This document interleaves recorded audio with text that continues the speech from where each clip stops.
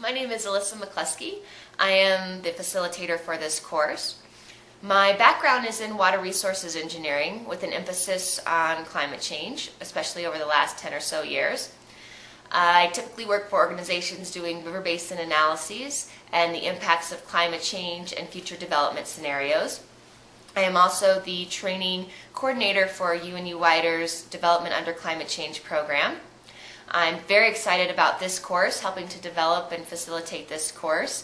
I think it's a great opportunity to get the latest information on climate change out to people working in the field, and also the best modeling practices that are out there. This course is being brought to you by UNU WIDER and the AERC. I hope you have a moment to view the welcoming messages from Channing Art and Innocent Machi. I think that's located under the course information section. This course was created for working professionals that are being faced with addressing climate change issues in their field of study. Our goal is to provide a core knowledge of climate change science and also the best modeling practices that are out there. We've taken the material and divided it into 3 main topics, or 3 weeks. The first week looks at the climate change science, where you're going to look at what is climate change and how do we model climate change, the different scenarios that are out there. Also looking at the cyclones and climate change, or hurricanes and climate change, and also sea level rise with climate change. Then the second week brings us to the biophysical implications of climate change, where we look at hydrology, meaning including floods and droughts, and agriculture, then water resources, and we conclude with infrastructure impacts of climate change. The last week we conclude with the economics of climate change, where we have a nice exercise on how are we going to mitigate or bring down the greenhouse gas emissions on a global perspective, and then looking at market failures and discounting and mitigation. Looking also at global CGE and partial equilibrium modeling, and then country level economic modeling and the impacts of climate change. The course material consists of a set of readings for each topic, and then we have a lecture that is provided by an expert in the field of the different topics, and we have a set of discussion questions that you'll discuss in smaller groups, and a small final group project in the end that will bring all of the material together in your smaller groups. Our key learning points are that you're able to describe the scientific evidence behind climate change and climate change analyses, and then demonstrate a working knowledge of the climate change terminology and controversial topics or issues, and also the key elements for an effective analysis in biophysical sectors like the water, ag, and infrastructure. Another key learning point is the ability to analyze climate change issues from an economic perspective, and then also to complete the final group project that will be based on the relevant issues in the course and aid your participants in creating a scientific presentation to use in your professional setting. The groups that we've created, so the smaller discussion groups that we've created, are based on geographic location, and they help us to be able to discuss back and forth the different questions that are being asked in the different topics. So you'll learn where you're going to post those specific answers to the discussion questions, and it is really important to post your answers to the discussion questions in time so that your fellow group members will be able to respond to your posts and have a discussion back and forth on what you think is a good response to the discussion question. It's expected that you'll be spending approximately 15 to 20 hours each week for the next few weeks, and make sure that you have carved that time away to devote to this course and stick to this due dates that are on the syllabus.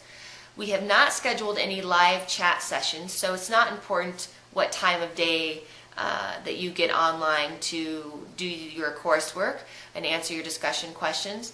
But it is important that you post your answers by the deadline posted in the syllabus so that we can keep moving on with the discussion and other participants can respond.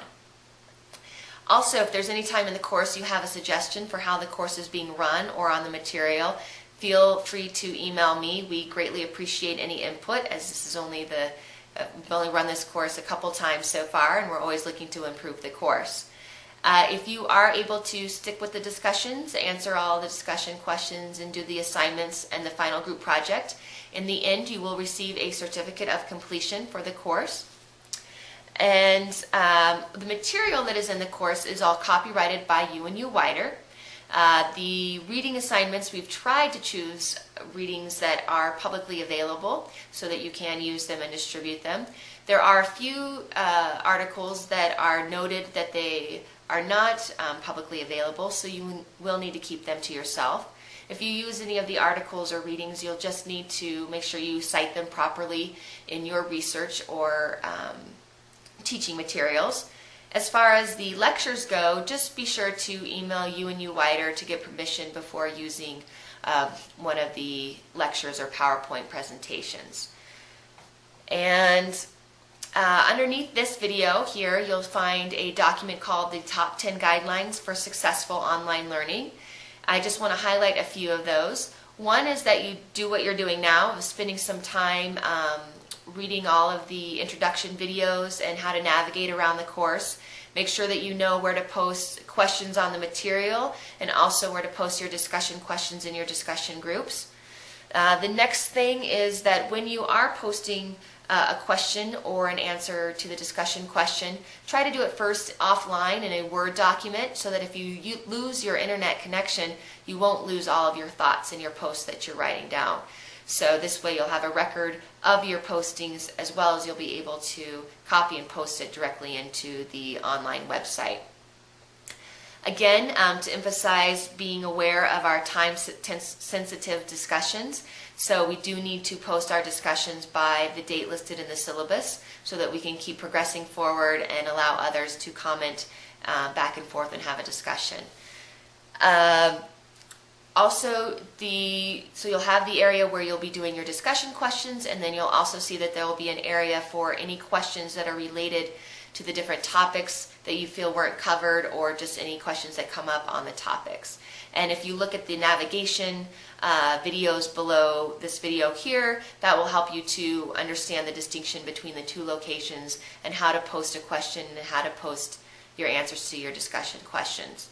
If at any time you have any questions about anything, please do not hesitate to email me right away so that we can keep you going forward in the course. Any technical issues that you're not being able to post something or see something online, or material you're not able to download, please email me as soon as possible so that we can keep you moving forward. I'm very excited to get to know you better through this course and learn from you and your experiences in your countries. We look forward to having a great course. Welcome to the course.